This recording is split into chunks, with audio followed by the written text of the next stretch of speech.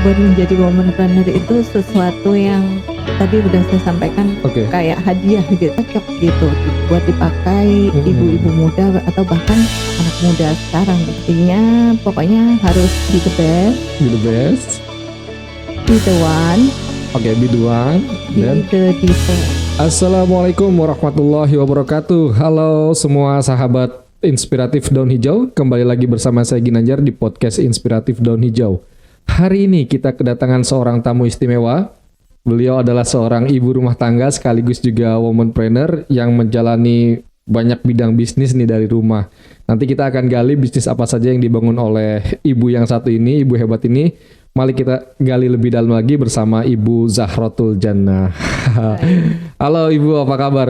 Halo, Assalamualaikum warahmatullahi wabarakatuh. Waalaikumsalam warahmatullahi wabarakatuh. Sobat Daun Hijau semuanya, gimana kabarnya Pak Gin? Alhamdulillah saya baik Ibu. Ibu gimana kabar Bu? Baik? Alhamdulillah sehat. Oke baik, mungkin teman-teman kita tanya dulu ya. Kita minta kepada Bu Zahra untuk memperkenalkan diri terlebih dahulu Ibu, silakan. Ya baik. Assalamualaikum warahmatullahi wabarakatuh. Halo, salam semangat semua Sobat Daun Hijau. Ya, perkenalkan saya Zahratul Jannah atau biasa dipanggil Zahro. Saya ibu rumah tangga. Alhamdulillah saat ini sedang berusaha membuat sebuah usaha kecil-kecilan.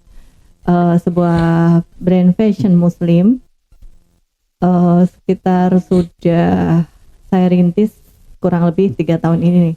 Sudah 3 tahun ya? Ya. Berarti dari sebelum pandemi sudah mulai merintis bisnis ya Bu? Betul, ya? sekitar 2018. 2018 sudah mulai. Nah, gimana sih Bu awal mulanya Ibu bisa terjun ke dunia bisnis ini? Apakah Ibu langsung terjun atau awal mulanya kerja dulu atau seperti apa gitu? Ya baik. Jadi sebenarnya untuk menjadi seorang womanpreneur bukanlah cita-cita saya dari kecil Pak Gin. Ini kayak sebuah apa ya? Kayak sebuah hadiah yang Allah kasih tiba-tiba gitu. Karena dari saya kecil tuh nggak pernah ada cita-cita kayak mau jadi. Apalagi mungkin zaman saya dulu ya, saya dulu tuh kayak pas kecilnya tuh ditanya palingan mau cita-citanya mau apa gitu. Pilot biasanya gitu ya, ya pilot, dokter, insinyur kan kebanyakan kayak gitu ya. Yang dulu kayak nggak ada kayak mau jadi desainer kayak gitu, apalagi nggak ada sama sekali gitu.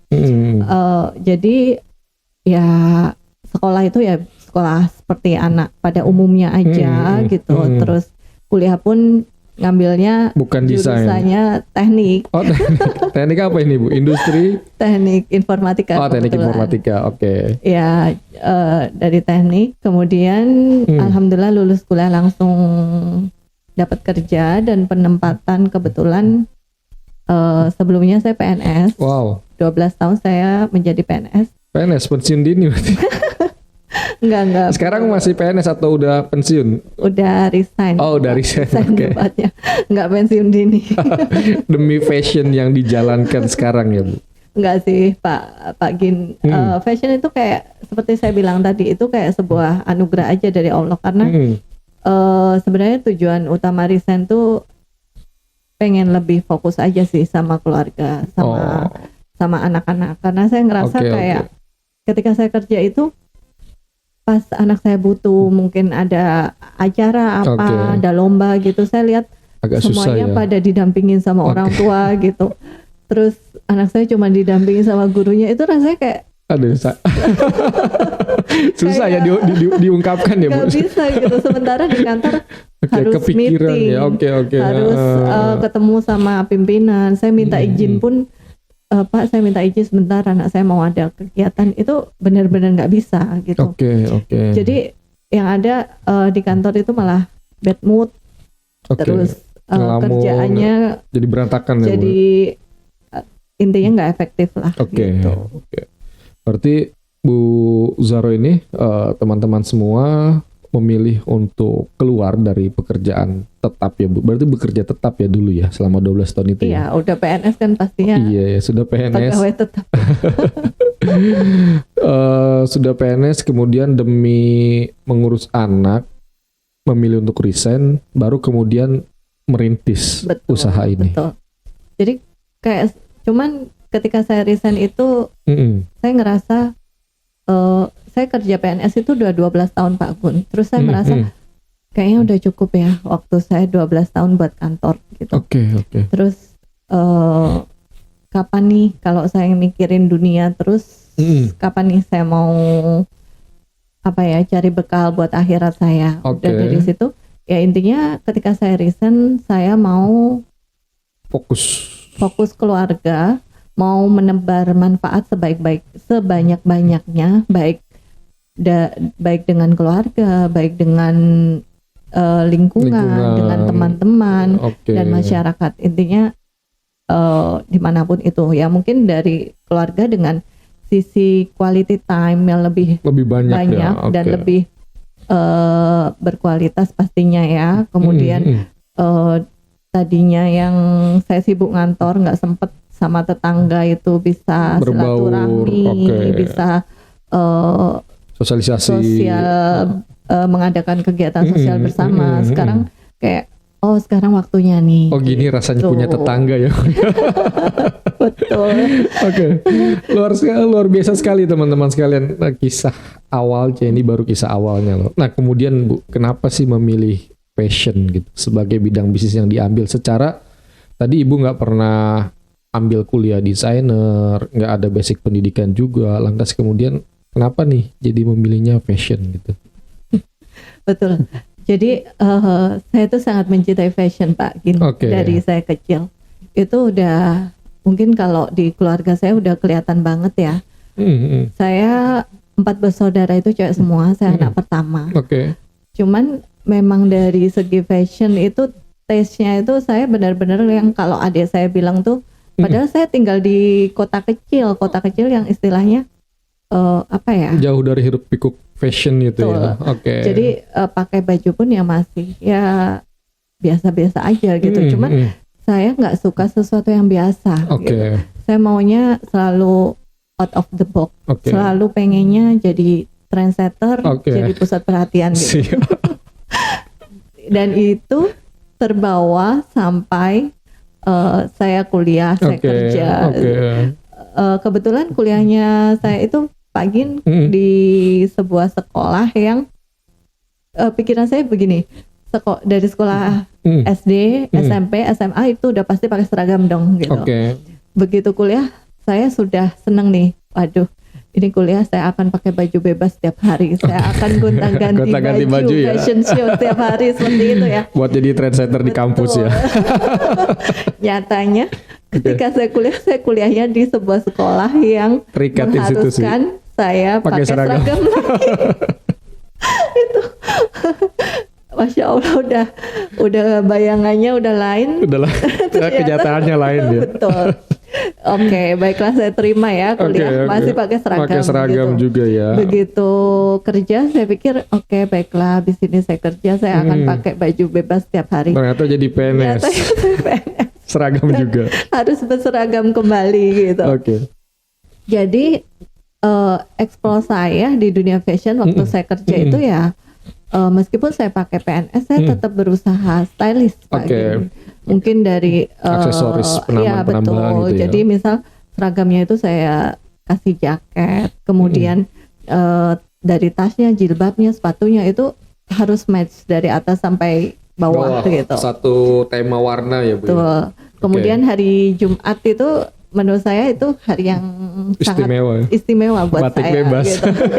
Karena kita pakai batik ya gitu.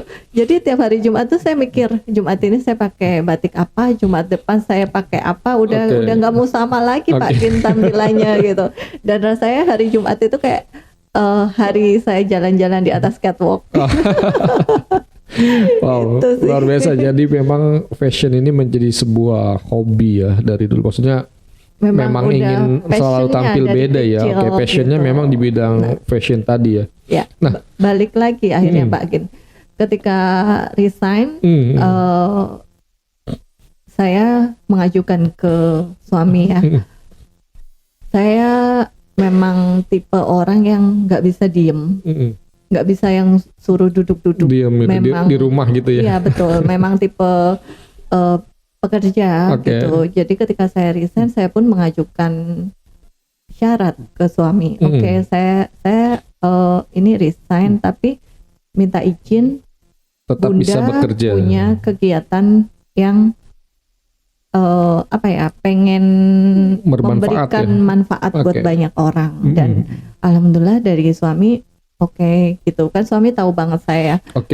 Bunda kan suka fashion, kenapa nggak bikin sebuah fashion brand? Nah dari situ udah, beliau memang tipe yang struktural banget dari suami. Jadi dia siapin semuanya.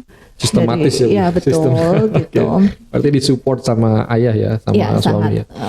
Disupport. Kemudian ya sudah, dari situ Bismillah kita mulai. Gitu. Kemudian langsung kalau teman-teman lihat di belakang ini ada beberapa contoh pakaian dari produk dari Bu Zahro sendiri ya, berarti produk sendiri dengan brand sendiri ya? Iya betul. Ini nama brandnya apa Ibu? Brandnya namanya Ulaya. Ulaya ya. Oke. Jadi teman-teman, fashionnya adalah brandnya milik Ulaya dari Bu Zahro ini. Bisa diceritakan Ibu, apa sih Ulaya itu gitu? Kenapa memilih nama Ulaya gitu? Ya, jadi Ulaya ini sebenarnya adalah nama dari keempat putra kami. Gitu. Di setiap anak namanya selalu ada Ulayanya. Jadi itu yang Ulaya sendiri sebenarnya artinya adalah seseorang yang dicintai, dikasih, disayang sama Allah gitu. Nah, pesan itu juga sebenarnya yang ingin saya bawa kepada brand saya ini. Jadi ketika Ulaya muncul, saya inginnya Ulaya juga dicintai, disayangi oleh seluruh masyarakat Indonesia. Dan tentunya bukan hanya dari sisi bisnisnya aja. Saya pengen juga Ulaya ini memberikan kebermanfaatan, baik dengan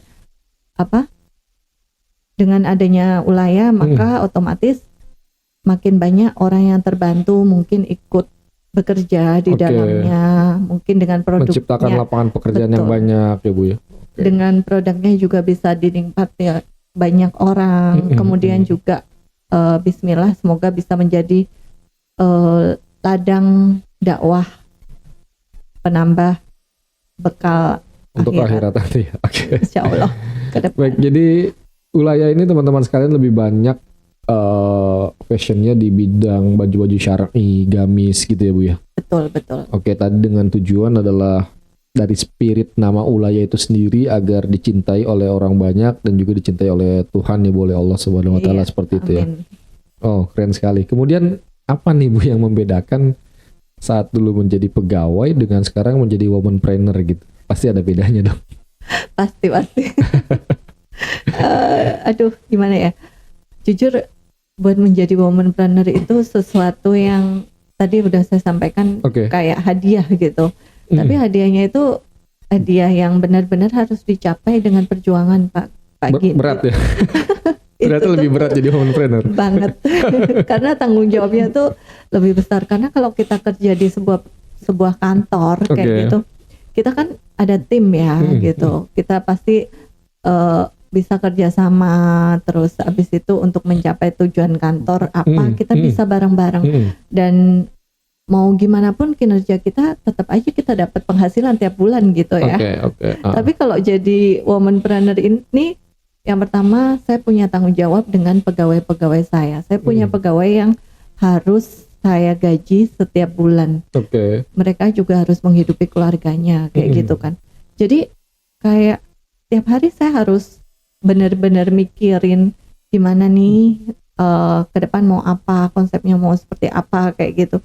Memang tanggung jawabnya lebih besar lagi ya. Intinya kalau istilahnya kasar ya, kita itu kalau nggak kerja ya nggak dapet duit gitu. Lain sama pegawai. Kalau pegawai kan ya memang ada kinerja sih yang dinilai, tapi intinya kan kita tetap dapat penghasilan tetap ya. Gitu loh. Berarti membawa tanggung jawab yang jauh lebih besar ya Bu ya, karena tadi ada pegawai-pegawai yang juga menggantungkan rezeki atau melalui ulayah itu ya, seperti itu. Nah kemudian ini Bu, kenapa sih lebih memilih ke pakaian-pakaian syar'i gitu Bu, sebagai ketika muncul langsung pakaian syar'i ulayah ini? Iya betul. Jadi ketika karena saya sendiri saat itu sedang belajar. Ketika resign tuh saya berusaha belajar memperbaiki diri saya sendiri dulu, baik dari segi fisik maupun hati ya? Mentalnya juga pastinya kayak gitu. Jadi saya pengen mengajak wanita muslimah yang ada di luar sana, di seluruh Indonesia, kita berusaha bareng-bareng pakai pakaian yang sesuai tuntunan agama gitu. Tapi pakaian ini kan kalau syar'i itu kadang kayak dilihatnya tuh kayak ibu-ibu banget gitu. Kita berusaha membuat bagaimana pakaian syar'i yang cantik, yang tetap cocok gitu buat dipakai ibu-ibu muda atau bahkan anak muda sekarang gitu. Jadi ada ada spirit yang dibawa tadi ya. Nah, jadi kemudian Bu, ulayah ini kan baru berapa tadi? 3 tahun ya? 3 tahun. 3 tahun. Nah, tapi sudah berkembang sejauh apa ini Bu? Sudah seluruh pasarnya tuh di seluruh Indonesia atau bahkan sudah keluar negeri gitu? Saat ini untuk pemasaran sendiri kami ada via online dan offline. Biasanya kalau offline kami ada workshop, mereka datang ke workshop. Untuk online-nya kami ada di sosial media, dan juga marketplace. Ada juga websitenya. Untuk website pernah kita sampai untuk pengiriman ke luar negeri. Luar negeri ya, melalui website itu ya? Iya betul.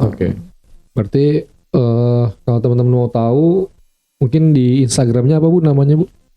Instagramnya @ulaya.id. Ultra London Alpha Double Yankee Alpha.id India Delta. Jadi buat teman-teman semua yang mau melihat bagaimana produk-produk ulayah, ini berarti hasil karya desain Ibu sendiri ya? Betul. Dari hasil karya dari Ibu Zahro itu teman-teman bisa melihat di Instagramnya @ulaya.id. Nah, kita lanjutkan Bu. Ini kemudian tentu di 3 tahun ini ada kendala dong, nggak mungkin nggak ada kendala ya? Pastinya.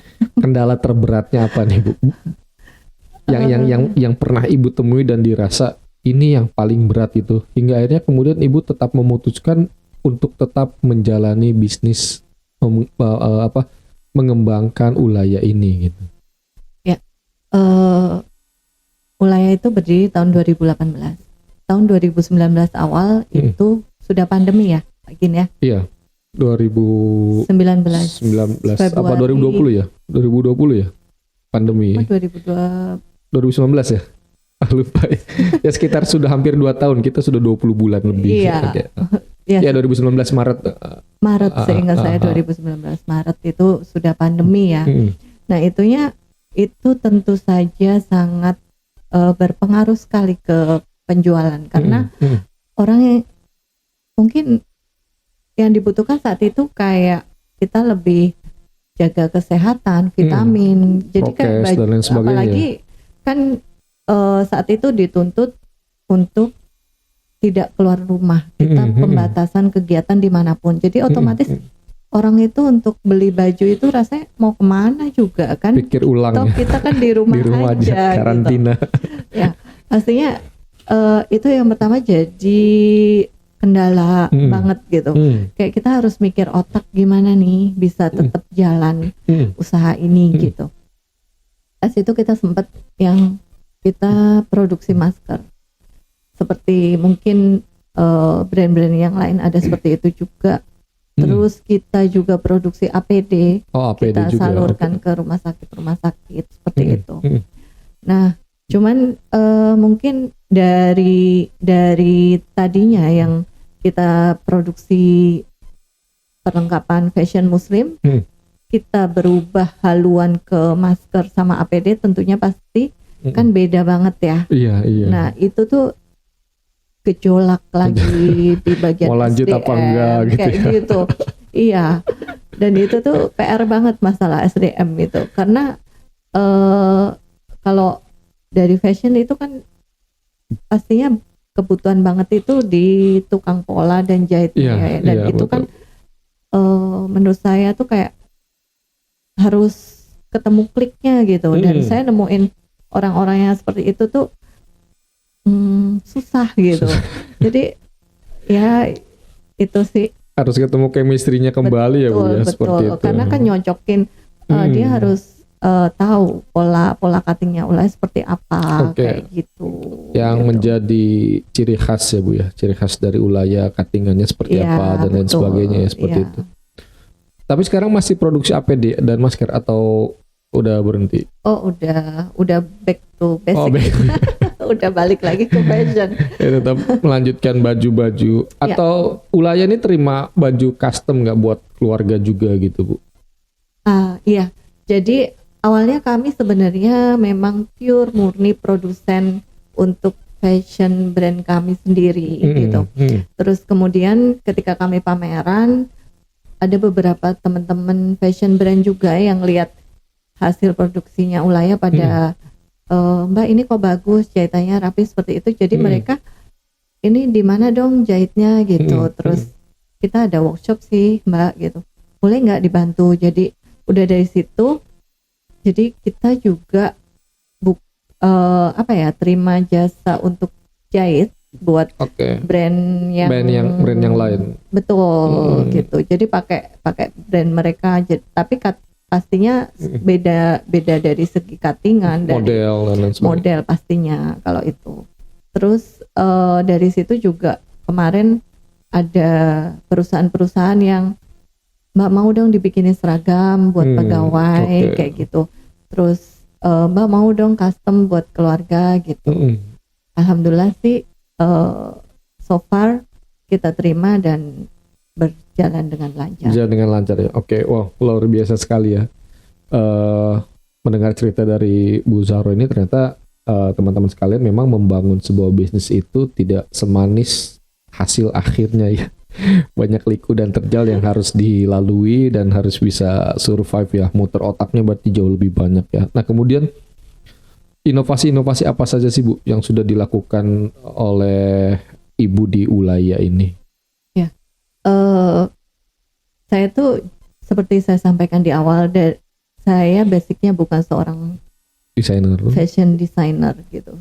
Tapi saya tipe orang yang ketika saya terjun di dalam suatu bidang, saya nggak mau yang main-main gitu loh. Fokus ya. Jadi kalau mau jatuh ya sudah basah sekalian kayak gitu. Jadi ketika saya resign, saya langsung ngambil sekolah desain juga Pak Gini. Oh langsung ngambil sekolah desain juga.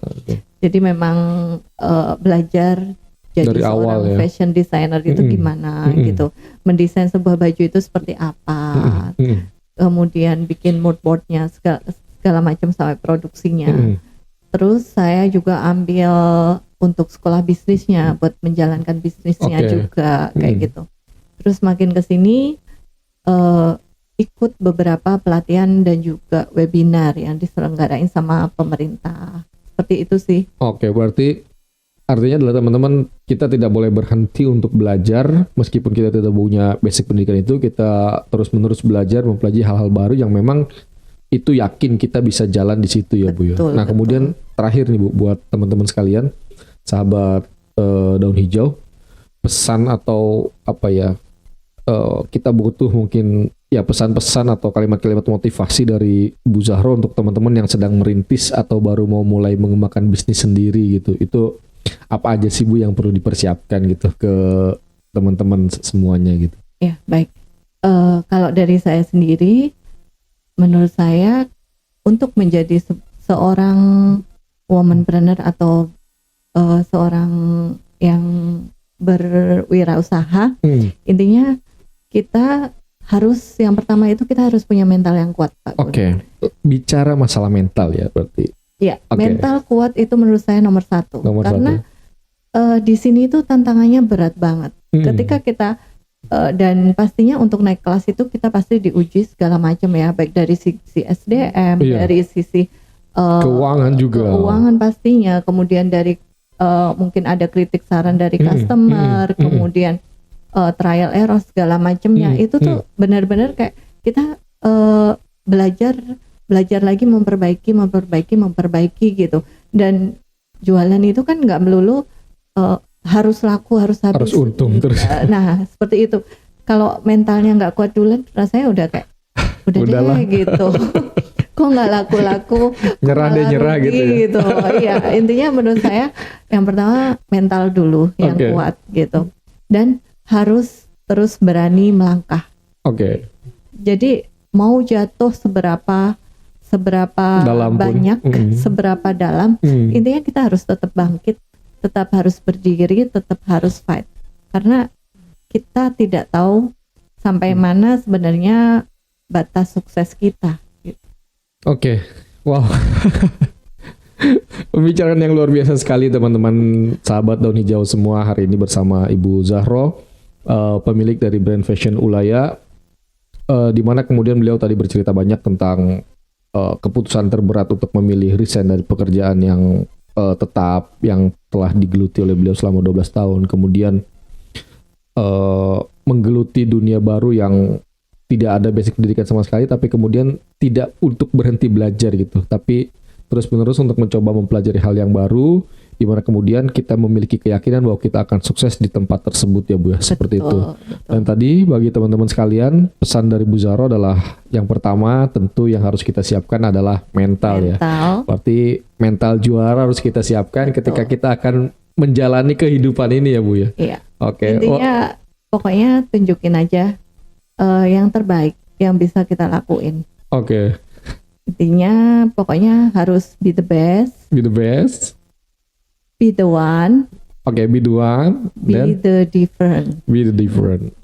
Be the best, be the one, and be the different. Yes. Jadi yang terbaik, jadi yang satu-satunya, berbeda dengan yang lain. Betul. Dan yang tadi apa yang terakhir? Be the different. Dan berbeda dengan yang lain. Teman-teman sekalian, demikian podcast Daun Hijau hari ini, mudah-mudahan menginspirasi kita semua. Terima kasih banyak Ibu Zahro sudah mau berbagi dengan Daun Hijau. Sama-sama. Mudah-mudahan ini membawa manfaat dan juga inspirasi bagi teman-teman sekalian yang ingin memulai untuk membangun bisnis, bahwasanya bisnis tidak melulu harus dibangun sesuai dengan basic pendidikan ataupun kemampuan yang kita miliki, tapi kita bisa mencoba dengan hobi yang kita punya ya. Yang terpenting adalah tadi kita tidak berhenti belajar dan siapkan mental baja, karena ternyata berbisnis itu tidak semudah kita melihat hasilnya. Seperti itu ya Bu. Betul. Terima kasih banyak sudah hadir di sini Bu Zahro. Mudah-mudahan kita bisa bertemu kembali di acara-acara selanjutnya, dan sukses selalu untuk Ulaya. Amin. Semoga terus-menerus semakin besar, bisa go internasional dan bisa menebar manfaat dimanapun berada. Amin. Teman-teman sekalian, terima kasih sudah menyaksikan podcast Daun Hijau. Sampai ketemu di acara-acara berikutnya yang tentu menginspirasi, mengedukasi, dan juga memberikan semangat dan spirit bagi teman-teman semua. Terima kasih. Wassalamualaikum warahmatullahi wabarakatuh. Kita bertemu lagi di podcast-podcast berikutnya. Dah.